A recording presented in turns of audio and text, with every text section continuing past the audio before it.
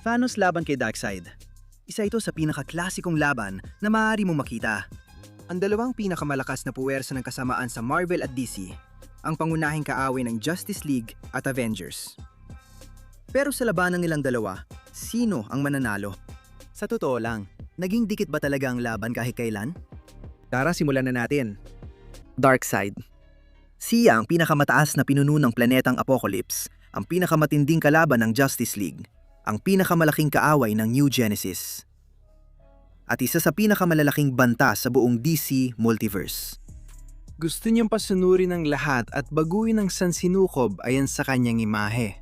Habang hinahanap niya ang anti-life equation, isang ekwasyon na naglalaman ng napakalaking kapangyarihan at potensyal upang sakupin ang lahat ng buhay sa DC Multiverse.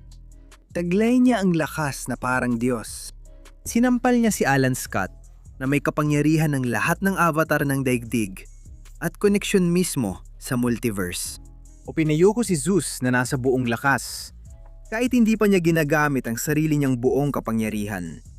Nakipagsabayan siya sa Anti-Monitor sa isang napakatinding laban o lumaban kay High Father ng 7 araw at 7 gabi ng tuloy-tuloy na tuluyang winasak ang planeta sa proseso. Hayaan niyang tiisin ang mga atake ng Justice League at mabuhay kahit maguno ang planeta sa paligid niya. Naalala mo ba yung laban niya kay Alan Scott na buong konektado siya sa multiverse? Ayon, tumigil na si Alan Scott sa pagpipigil at binigay niya ang lahat ng lakas niya. Lakas ng lahat ng planetang Earth sa multiverse. At nagawa pa rin ni Darkseid na bumangon at manatiling nakatayo. At nariyan pa ang Omega Effect. May ganap at lubos na kontrol si Darkseid sa kanyang Omega Beams. Ibig sabihin, kaya niyang tutukan at sundan ang target kahit saan. Sapat ang lakas ng mga ito para saktan si Superman, saktan ang Anti-Monitor at saktan pa ulit si Superman. At kung nanaisin ni Darkseid, kaya nitong burahin ng tuluyan ng kahit sinong tamaan nito, tuluyang burahin sila sa pag-iral. Pero sa kabilang banda, nariyan si Thanos. At kahit gaano kalakas si Darkseid, dapat lang nakasing lakas din ni Thanos. Ibig kong sabihin, ay mga pagkakataon na nakapagwasak na ng planeta si Thanos noon. At hindi mo na kailangan lumayo pa, kundi balikan ang una niyang paglabas sa laban niya kay Drax the Destroyer. Sa laban na yon, sa simpleng paglalaban lang nila, nagawa nilang wasakin ang isang planeta. At si Classic Drax the Destroyer ay talagang hindi dapat maliitin. Nakapatumba siya ng maliliit na planeta sa isang suntok. At minsan ay pinunit pa ang bituin dahil sa galit. Laging binubugbog ni Thanos ang taang ito. Minsan, natutumba agad sa isang suntok. Nakawasak na rin siya ng planeta noong nakipaglaban siya sa anak niyang si Thanos noon. Kaya ang pagsira ng planeta ay posible talaga para kay Thanos dito. At syempre, marami na rin siyang laban at tambubugbog sa mga bayani tulad ni Silver Surfer, Thor, Hulk at Beta Ray Bill. Lahat ng mga yan, regular na nabugbog ni Thanos at halos mapatay gamit lang ang kanyang mga suntok. Nakipaglaban pa nga si Thanos sa In-Betweener noon. Isang abstract na nilalang na kasing lakas ni Galactus at nasaktan niya ito gamit lang ang kanyang mga kamao. At kahit gaano kalakas si Thanos, masasabi mong ang tibay talaga niya ang pinakamalaking puhunan niya rito. Sa simula pa lang, natanggap na niya ang mga atake mula sa halos lahat ng bayani. Hindi siya natinag. Ang tinutukoy ko rito sina Silver Surfer, Hulk, Black Bolt, Thor, lahat sila. Diretsahan niyang pinagtawanan ng mga atake ni Thor noon at humingi pa ng mas marami. Kahit pa pinalakas si Thor ng Power Gem at nasa ilalim ng sumpa ng Warrior's Madness. Well, si Thanos ulit ay ngumisi lang at binaliwala yon. At ito rin ang parehong Thor na kayang sirain ang mga planeta ng basta-basta at talunin sina Beta Ray Bill at Silver Surfer. Ngumiti lang si Thanos sa mga atake niya. Tinaya niya ang pagsabog ng mga planeta at mga supernova na parang wala lang. Hinaya niya ang putok mula sa barkong pandigma ni Nihilus ng ilang ulit. Sa katunayan, dati sapat na kalakas ang mga putok na yon para patayin sina Thor, Gladiator, Hyperion. Lahat sila sa isang putok lang bawat isa. Nariyan pa ang laban niya kay Odin, mismong ama ng lahat. Isa sa pinakamakapangyarihang tao sa Marvel at kayang maapektuhan ang buong multiverse sa mga laban niya. Pero nagawa ni Thanos na lumaban kay Odin ng ilang pahina at hindi basta-basta natalo. Oo, sa pagkakataong ito ay nasugatan na siya. Pero tumanggi pa rin siyang sumuko at matalo. Sobrang tibay ni Thanos.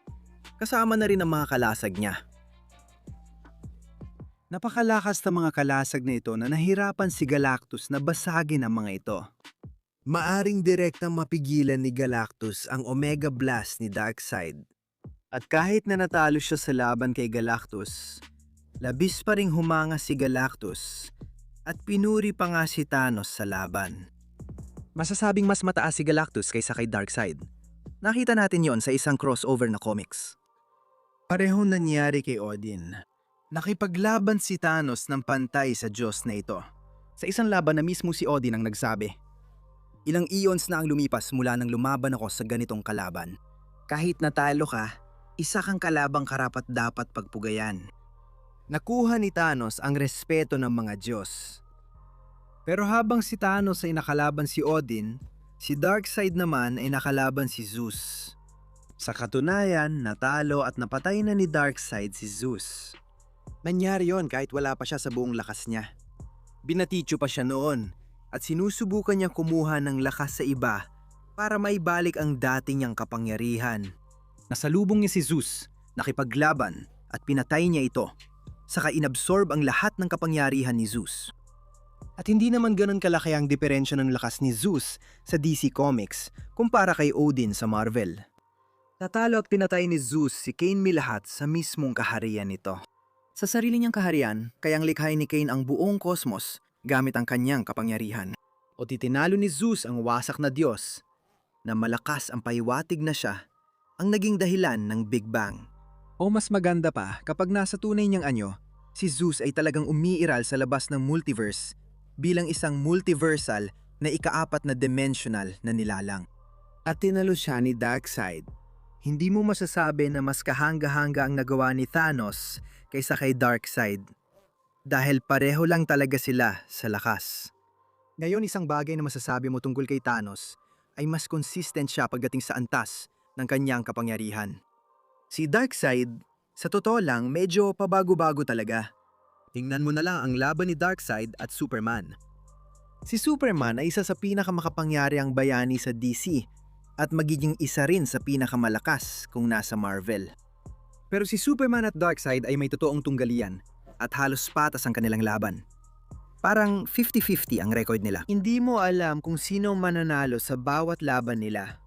May mga pagkakataon na madaling natalo ni Darkseid si Superman. Pero ganoon din karaming beses na madaling tinalo ni Superman si Darkseid. Dinurog siya at binasag ang mukha niya. Hindi mo talaga masasabi ang ganoon kay Thanos. Mas madalas siyang mas malakas kaysa sa mga pangunahing bayani sa Marvel. Kagaya ni Thanos, na kayang labanan at talunin ng grupo ng mga bayani, kung saan kahit isa lang sa kanila ay kayang tapatan si Superman. Di lang Avengers ang tinutukoy ko rito. Meron ding Annihilators, isang grupo na binubuo ni na Silver Surfer, Quasar, Nova Prime, Ronan the Accuser, Beta Ray Bill at Gladiator. Kaya masasabi mong mas nakakatakot at mas makapangyarihan pa sila kaysa sa Avengers. Mas consistent ang record niya sa pagpatumba ng mga nilalang na kasing lakas ni Superman. Basta-basta na lang niyang pinapabagsak tulad din niya Silver Surfer, Thor at Hulk. At dahil doon, masasabi kong kayang tapatan at talunin ni Thanos si Darkseid sa isang diretsong suntukan lang. O kahit man lang isang avatar ni Darkseid. Tama, ang ibig kong sabihin ay ang totoong anyo ni Darkseid. Ngayon, sa matagal na panahon, ang tunay na Darkseid ay tinuturing lang na isang alamat. Isang imbento lang ng fans sa Battle Forum para siguradong hindi matalo ang paborito nilang Darkseid.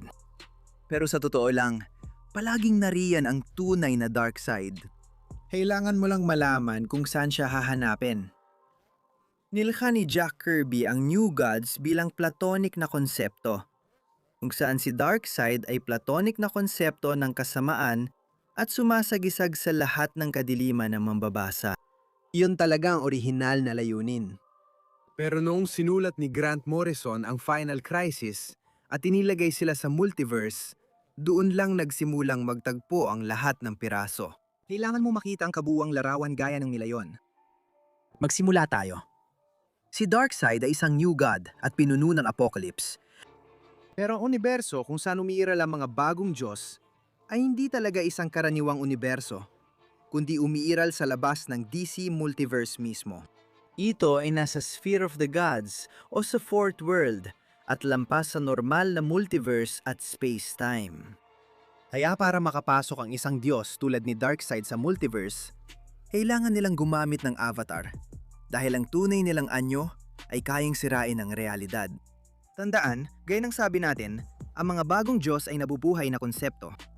Ibig sabihin, laging gumagamit ng avatar si Darkseid para kumilos sa comics. Kapag nakita mo ang karaniwang rock golem na halimaw, sisidlan lang yon ng kanyang kapangyarihan.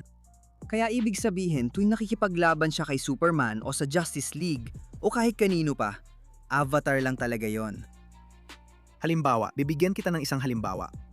Noong si Darkseid ay nasa bingit ng kamatayan at nasa Sphere of the Gods, nahuhulog siya mula sa itaas, pababa sa DC Multiverse. Habang nangyayari yon, ang napakalaking niyang anino ay nagbabantang sirain ng buong multiverse o lumikha ng isang singularity na muli ring nagbabanta na wasakin ng buong multiverse.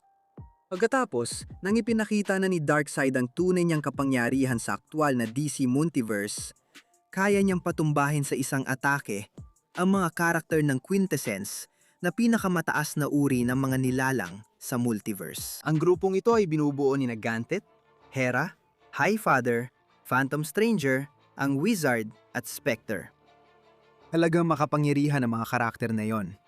Isa si Ganthet sa mga tagapangalaga ng universo. Si Hera ang reyna ng mga Diyos ng Griego. Ang Wizard naman ay Diyos ng kulog at pinagmumulan ng lakas ni Shazam. Si Highfather ay bagong Diyos at kapatid ni Darkseid. Isa ang Phantom Stranger sa pinakamakapangyarihang nilalang na may mahika. At ang Spectre ay mismong kalooban ng paghihigante at paghuhukom ng Diyos. Kung gusto mong maging mabait kay Thanos, masasabi mong kabilang siya sa grupong iyon. Lahat sila ay nilalang na tinalo ni Darkseid sa isang atake lang. Kaya sa kanyang pinakadalisay at pinakamakapangyarihang anyo, madali niyang mapapatay si Thanos. Kung si Galactus at si Odin ay napaluhod si Thanos at nagmamakaawa o natalo siya, magagawa rin ni Darkseid kapag nasa rurok ng kapangyarihan niya ang eksaktong bagay na yon. Si Darkseid ay walang duda na mas makapangyarihan kaysa kay Thanos, maliban na lang kung gagamit siya ng mga pangpalakas tulad ng Infinity Gauntlet o Heart of the Universe. At siya ang mananalo sa laban na ito halos sa bawat pagkakataon. Panalo si Darkseid. Pero ano sa tingin nyo? Mangkomento lang sa ibaba. Alam kong marami kayong opinyon at nararamdaman tungkol dito. At nanatili ka hanggang dulo at natapos mo ang video. Ang galing mo. Maraming salamat sa panonood at sa pagsuporta sa amin. At kung gusto mong mag-subscribe, sige, mag-subscribe ka na. Makakapanood ka pa ng mas maraming ganitong video linggo-linggo. Magkikita-kita tayo ulit. Hanggang sa susunod na pagkikita natin.